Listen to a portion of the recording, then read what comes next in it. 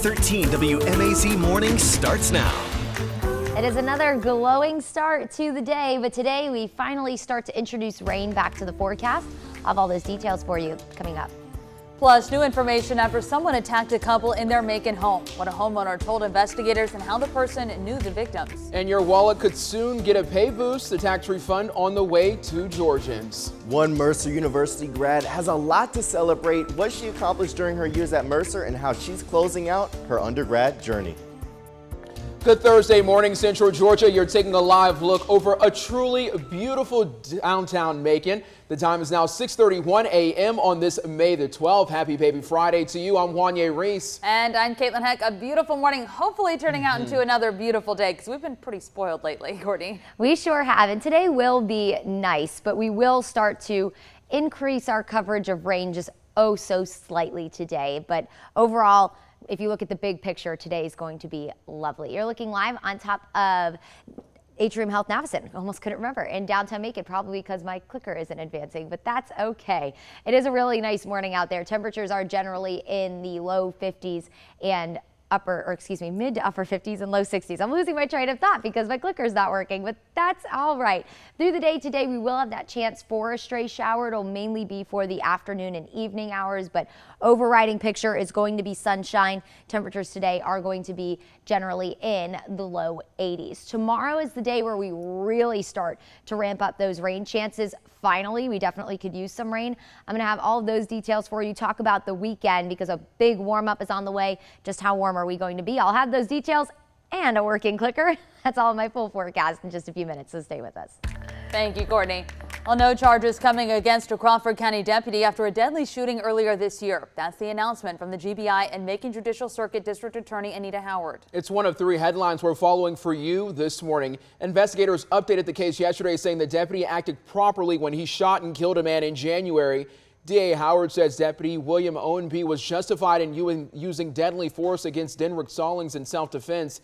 She says this is based on Owensby's testimony, dash cam footage, and physical evidence. Some members of Stallings' family attended the press conference yesterday and said that they're still angry and want justice. And they disagreed with the results because the sheriff's office had no body cameras. The family's pastor says they'll continue looking into the case. We want the public to know and the citizens of Crawford County to know that it isn't over. We are represented by legal representation, and it isn't over because we will complete our own investigation. Crawford County Sheriff Lewis Walker says he expects to decide whether Deputy Owensby will return to the job sometime next week. Owensby has been on paid administrative leave since January. And this morning, we're learning new details about a weekend attack that left a Macon couple hospitalized. A Bibb deputy got called to the home on Catherine Drive Sunday afternoon by a man who said someone attacked him in his sleep. A report from the sheriff's office says the deputy spoke to a man whose face was covered in blood and nose partially severed. The man told the deputy his wife was unresponsive in the basement and an ambulance was called to the home. The man told investigators his friend Freddie Jackson visited him around 11 p.m. the night before. The report says the pair sat in the garage drinking when the homeowner told Jackson to stay around 3 a.m. When he woke up, he realized he and his wife had been attacked. His wallet and phone were missing and Jackson was gone. Investigators arrested and charged 41-year-old Frederick Jackson with 2 counts of aggravated assault in the case. 6:34 on your Thursday morning. A second Macon motel is now under fire after the county said it received hundreds of emergency and law enforcement calls there. Bibb County filed a lawsuit yesterday against the owners of the Red Carpet Inn on Riverside Drive because of the amount of criminal activity, emergency calls, and other reports there. From March of 2016 to February of this year, the county says EMS, fire department, and the sheriff's office got over 650 emergency calls to the motel and the previous property there. This includes armed robbery, rape, drug trafficking, and aggravated assault. The county is asking that the motel be declared a public nuisance. You might remember just last week the county announced a lawsuit against the owners of Bridgeview Inn and Suites on Harrison Road for similar reasons. Today, a jury is set to hear at least parts of Ryan Duke's 2017 recorded confession. He's the man accused of killing Ocilla teacher and beauty queen Tara Grinstead over 16 years ago. Now, in day 3 of testimony yesterday, bombshell information rocked the courtroom in Irwin County. Most of yesterday morning's testimony came from retired GBI agent Gary Rothwell. We were shocked to find our crime scene, if you so to speak, Tara's residence, was being toured by national media. Rothwell testified that it made it difficult to investigate her disappearance. He also detailed how evidence collected at Grinstead's home was taken to the crime lab, including the latex glove that contained DNA from both Grinstead and Duke. Prosecutor J.D. Hart questioned Rothwell about the 2017 arrest of Ryan Duke and Bo Dukes. The former agent admitted their names came up in the investigation more than a decade before. That is a question that has bothered me for years. And I have talked to other agents and reviewed the documents and come to a recollection of what happened, but it's not an excuse for what happened. The information was received as if it had been addressed by local law enforcement as unfounded. That was a presumption that we should have never, ever made, but it happened, and it's my fault. After lunch yesterday, Judge William Reinhart dismissed the jury for the day and began a detailed conversation with attorneys about Ryan Duke's 2017 recorded confession. The defense and prosecution both object to different parts of it. Let's get a look at your state news. Investigators booked the rapper Gunna into an Atlanta jail yesterday on a racketeering charge. It comes after a grand jury indicted him along with fellow rapper Young Thug and over 24 other people. The indictment accuses Gunna, whose given name is Sergio Kitchens, of violating Georgia's organized crime law. Well, special state income tax refunds paid out of Georgia's budget surplus start going out this week, but it may not be until early August that you get it. Governor Brian Kemp announced the start of over $1 billion refund plan yesterday. The amount you get depends on how you filed your taxes, but it ranges from $250 to $500. More changes could be on the way for Central Georgia's largest health provider. Atrium Health, the chain based in North Carolina, and a Milwaukee-based company, Advocate Aurora Health, say they plan to merge. The two companies say their boards approved an agreement. If the deal goes through, the new group will provide care in 6 states. They'll also run 67 hospitals, including Atrium Health Navison and Macon. The companies say they plan to add 20,000 jobs across all their communities. And the merger does still need approval from state and federal regulators. It's 6:38. Over the next 2 years, a plant expansion is set to bring about 400 jobs to Lawrence County. The Saint-Gobain at Forest plant manufactures construction materials at their plant on Willie Polk Parkway. Governor Brian Kemp's office announced the French company plans to spend $28 million and double its North American production. The company plans to hire for positions including supervisors, engineers, and production workers.